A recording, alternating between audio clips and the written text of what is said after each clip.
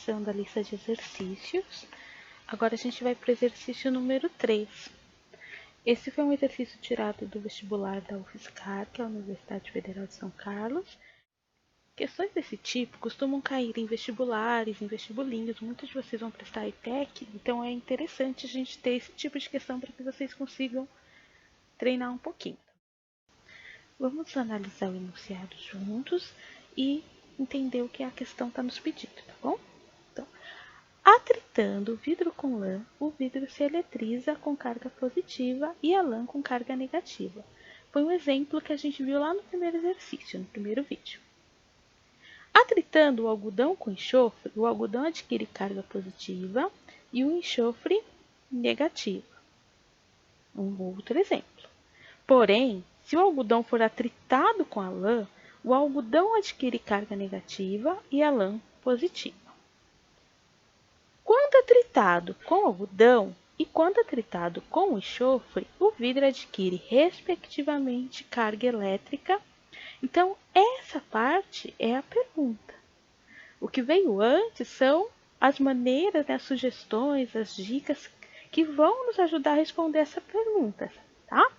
Então, aqui a gente vai ter que marcar uma dessas alternativas depois que a gente analisar. Então, vamos analisar junto cada uma das opções aqui, o caminho que ele está sugerindo, para ver se a gente consegue entender. Então, a prova vai criar um rascunho aqui nesse cantinho. Vou colocar aqui todos os dados que a gente já tem.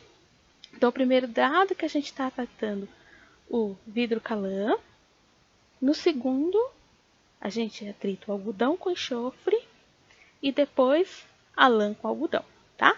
É o que a gente sabe. A questão está nos falando o seguinte. Quando eu atrito o vidro com a lã, o vidro fica com carga positiva e a lã negativa. Vou fazer um rascunho aqui para a gente ver. Positivo e negativo. Por que a lã ficou negativa? Vocês lembram? Porque é ela que ganhou os elétrons, tá? Sempre quem ganha os elétrons é quem fica negativo. Quem perde os elétrons fica com mais prótons, então fica positivo.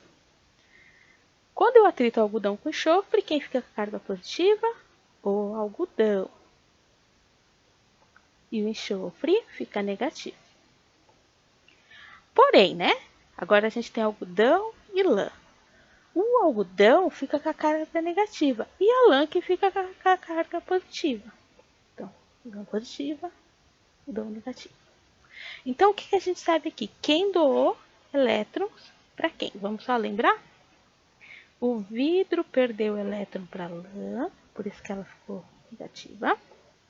O algodão perdeu elétron para o enxofre. E a lã perdeu para o algodão. Lembra que a Pio falou lá no primeiro vídeo que tinha uma série, né, que nos ajudava a entender quem ganha e quem perde elétron? Quando a gente está fazendo uma prova, né, um vestibular, um vestibulinho, ou mesmo uma prova na escola, a gente não tem como consultar na internet. Se a gente consultar na internet, a gente acha quem perde, quem ganha um elétron para quem. Aqui a gente já ia conseguir responder mais rápido. Alguns de vocês devem ter feito isso, não tem problema nenhum, tá? Mas se a gente estivesse na escola, se você estivesse precisando do vestibulinho, aí não ia poder. Então, por isso que é importante a gente analisar. Então, vamos criar a nossa própria série aqui. Então, lembra lá na série que tinha os que ganhavam, tinha maior facilidade de ganhar elétrons, eles ficavam mais perto aqui do negativo, né, porque o elétron é negativo, e quem tinha maior facilidade de perder elétrons, ficavam com mais prótons, né, então ficavam aqui no positivo. Vamos olhar aqui, ó. O vidro perdeu para a lã, então a lã, ela é mais propensa a ganhar elétrons do que o vidro, certo? Então vamos colocar a lã aqui e o vidro aqui. Por que a lã aqui? Porque ela consegue ganhar esses elétrons do vidro. Mas se a gente pensar na lã e no algodão, que está aqui embaixo, já não acontece isso, né? A lã, ela perde elétrons para o algodão. Olha para onde está indo os elétrons. Então, o algodão está aqui, ó. Ele está mais propenso a ganhar os elétrons, ganhar a carga negativa, do que a lã. E quando a gente atrita o algodão e o enxofre? Aí, nesse caso, o enxofre ganha os elétrons do algodão, ele ganhando aqui. Então, ele fica mais perto aqui do negativo, porque ele tem maior possibilidade de ganhar carga negativa. Vou colocar o E do enxofre aqui. A nossa escalinha. Então, nesses materiais, vidro, lã, algodão e enxofre, o vidro tem mais propensão de perder os elétrons do que a lã, do que o algodão, do que o enxofre. Quem consegue ganhar mais elétrons do que todo mundo? O enxofre. Então, a gente pode agora ir para a questão, né? A gente já analisou a nossa escalinha, vamos lá para o que estava perguntando. Então, quando é tritado com algodão e quando é tritado com enxofre, então quando o vidro é tritado com algodão, quando o vidro é tritado com enxofre, o vidro adquire respectivamente as cargas. Aí a gente tem que analisar aqui, tá bom? Então, a nossa pergunta é referente a essa parte aqui. Vamos fazer a análise. O vidro, ele perdeu ou ganhou elétrons para o algodão pela nossa carga? Ele perdeu, né? Porque ele ficou positivo. Então, ele ficou positivo e o algodão está aqui embaixo, ele é mais negativo, né? Ele ganhou elétrons. E quando é para o enxofre? O vidro está aqui, mais para cima, mais perto mais, e o elétron está no último aqui. Então, o vidro perdeu esses elétrons, essa carga negativa para o enxofre. Então, ele ficou positivo e o enxofre negativo. Então, o vidro ficou com carga positiva. A gente tem essa ou essa opção. E o vidro e o enxofre ficou também positivo. Então, a resposta correta é positiva e positiva. Fácil, né? Demora um pouquinho, porque a gente tem que fazer a análise. Se a gente está fazendo vestibular, um vestibulinho, a gente não tem acesso à internet. Então, o instrumento que a gente tem é o texto e nosso conhecimento. Mas vocês em casa poderiam usar a internet. Vocês iam chegar numa tabelinha parecida com essa daqui, que é da série trigoelétrica. Então, aqui nessa tabelinha que a gente vê, o vidro está mais para essa região, com maior tendência de perder elétrons, ou seja, ele tem maior tendência em ficar positivo. E o plástico aqui é o que tem mais tendência de ganhar elétrons. Então, tem maior tendência de ficar carregado negativamente. No nosso caso, era o vidro e o algodão. Onde está o algodão? Né? O vidro está mais perto do positivo do que o algodão, certo? Então, o vidro fica mais positivo do que o algodão. E com enxofre? Então, o vidro fica, neste caso, com enxofre também mais positivo do que o enxofre, que tem tendência de ganhar esses elétrons e ficar negativo. Então, eu poderia ter pesquisado na internet e era bem rapidinho de responder. Vamos para a próxima? Então, vamos começar a questão 4, que é da Universidade Federal de Minas Gerais. O enunciado da questão diz o seguinte: um professor mostra uma situação em que duas esferas metálicas idênticas estão suspensas por fios isolantes. As esferas se aproximam uma da outra, como indicado na figura. Então, a gente tem duas esferas que são de metais, elas são idênticas, elas estão suspensas, então estão penduradinhas aqui por esse fio. Então, ainda continuando o enunciado, a gente tem essa situação aqui para analisar. 3 estudantes fizeram os seguintes comentários sobre essa situação.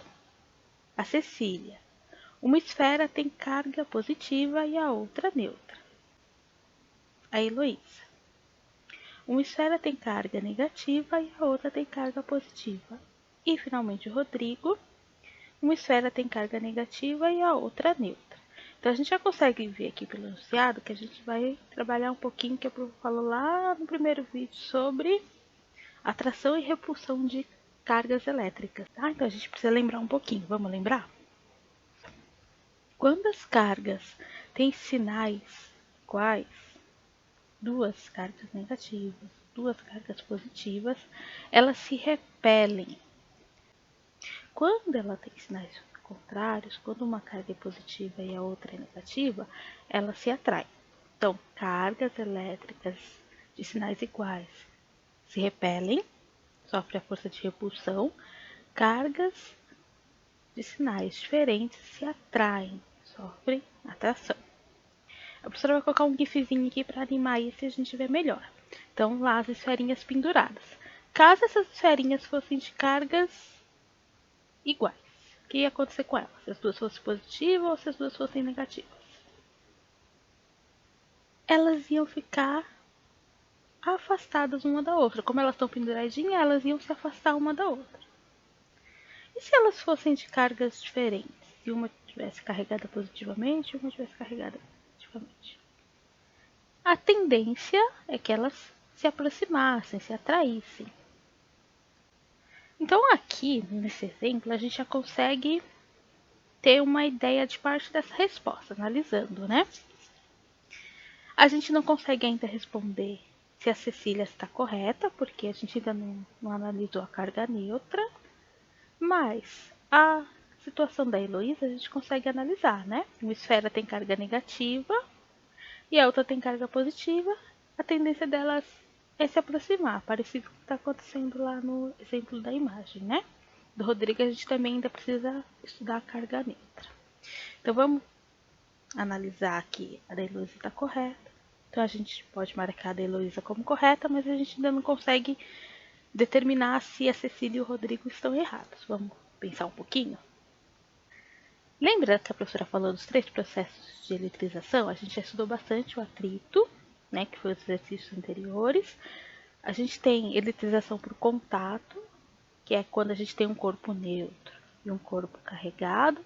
Quando eles se aproximam, os elétrons vão de um corpo para outro. Então, nesse caso aqui, a gente tinha um corpo eletrizado negativamente. Ao aproximar do corpo neutro, os elétrons se transferiram do corpo que tinha muitos elétrons para o corpo neutro e os dois ficaram eletrizados negativamente. Se aqui fosse eletrizado positivamente, também a gente ia ter eletrização, só que os elétrons iam sair do neutro para o corpo eletrizado positivamente e os dois iam ficar carregados positivamente. Mas a gente vai focar um pouquinho na indução, tá? Que acho que tem mais a ver com o nosso exercício. Como que acontece a eletrização por indução? Então, a gente tem um corpo neutro e um corpo que está eletrizado. Neste exemplo aqui, ele está eletrizado negativamente. O que aconteceu aqui? Esse corpo neutro, ele continuou sendo neutro, só que as cargas se rearranjaram, sendo que as cargas positivas ficaram atraídas pelas cargas negativas do corpo eletrizado negativamente. Se esse corpo aqui tivesse eletrizado positivamente, isso aqui também ia acontecer, só que ao contrário, né? As cargas positivas iam ficar desse lado e as cargas negativas desse lado. Por quê? Porque sinais opostos se atraem. Esse exemplo aqui, as esferas estão presas, né? Ou aqui na mão da pessoa ou aqui na mesa, né? Nesse suporte. Se essas esferas estivessem soltas, lembram que aconteceu lá no gifzinho? Elas iam se aproximar também, tá? Então, mesmo a gente tendo uma carga neutra, se a gente tiver um corpo eletrizado, essas cargas também vão atrair uma outra. Então, essas esferas também iriam se aproximar, ia sofrer uma força de atração. Então, vamos ver aqui no desenho que a Pro fez. A gente começa aqui com 2 de cargas neutras, ó. A gente tem 4 sinais positivos, 4 negativos, são iguais, neutro. Mesma coisa aqui. Se fosse 2 esferas neutras, elas estariam penduradinhas assim, ó, retinhas. Mas se uma dessas esferas estivesse carregada, eu fiz um exemplo aqui de carregada positivamente. Essa esfera neutra, ao se aproximar, ia sofrer a indução e ela ia rearranjar os elétrons. Né? No caso, como esse corpo está carregado positivamente, ele ia atrair os elétrons. Então, esse lado da esfera ia ficar mais negativa do que esse lado da esfera. Os elétrons não saíram de um corpo para outro porque a gente não encostou, mas eles são atraídos mesmo assim. Caso isso daqui tivesse penduradinho, como lá no exemplo, né, se a gente tivesse uma cordinha aqui, o que ia acontecer com essas esferas? Vamos ver? Elas iriam se aproximar. Se essa força fosse muito forte, elas poderiam até encostar. No caso lá, não chegaram a encostar porque não é tão forte. Mas elas sofreram a força de atração por conta dos sinais contrários, das cargas contrárias, tá? Então vamos voltar lá para a questão. Então a gente já tinha visto que a Heloísa tinha razão, ela fez um comentário pertinente. Vamos ver a Cecília de novo. Se uma esfera for positiva e a outra neutra, elas também vão se atrair. Acabamos de ver ali, né? Então, a Cecília também está correta. Ela também fez um comentário pertinente. E o Rodrigo? Se uma esfera tem carga negativa e a outra neutra, também ia acontecer a indução e essas esferas iam ficar atraídas. Então, se a gente analisar as alternativas que a gente tem, a gente percebe que todos os alunos fizeram comentários corretos, todos fizeram comentários pertinentes. Aonde que está essa resposta aqui? Na C. Todos os estudantes fizeram comentários pertinentes. Simbora lá para o exercício 5, que dizia o seguinte. Em cada esquema 1 e 2, qual dos condutores elétricos, ambos de cobre, tem menor resistência elétrica? E a gente precisa explicar também. A gente vai analisar aqui no 1, se é o condutor A ou B, e no 2, se é o condutor A ou B, tá? Além de dizer, a gente vai explicar. Então, vamos entender um pouquinho o que é resistência elétrica. A resistência elétrica é a medida da dificuldade que um material oferece à passagem da corrente elétrica. Então, a corrente elétrica são os elétrons de forma ordenada fazendo um caminho que a gente chama de circuito elétrico. Então, a gente tem um circuito água fechado e os elétrons vão fazer esse circuito na forma de uma corrente, né? Como se fosse um rio correndo aí esses elétrons. Alguns materiais vão oferecer maior resistência, outros vão oferecer menor resistência. Vamos dar uma olhada aqui. A gente tem aqui duas situações nos quais os elétrons estão sendo representados pelas bolinhas azuis e eles estão fazendo o caminho, né? Eles estão seguindo em corrente. Percebam que nessa primeira situação, os elétrons conseguem fazer esse caminho de forma mais facilitada. Olha só como os elétrons estão fazendo o caminho de forma mais livre aqui do que nesse exemplo, tá vendo? Eles estão tendo maior dificuldade, estão encontrando maior barreira. Então, nessa primeira situação, a gente tem uma menor resistência à corrente elétrica do que neste exemplo aqui de baixo. A resistência elétrica de um material condutor vai depender basicamente de três características. Vamos dar uma olhadinha aqui no material que vocês têm lá no livro didático de vocês. O exemplo que a gente tem lá é de comparação da resistência dos fios condutores. Aqui a gente tem um fio de cobre e um fio de alumínio. O fio de cobre ele vai ter menos resistência do que o de alumínio, então ele vai permitir que os elétrons passem com mais facilidade do que um fio de alumínio. Por isso que a maioria dos fios da rede elétrica da nossa casa é feita de cobre, não de alumínio, certo? E é coberto também por um material que tem pouca condutividade, né? Algum isolante. A outra característica é o comprimento desse fio. A gente está com dois fios de cobre aqui.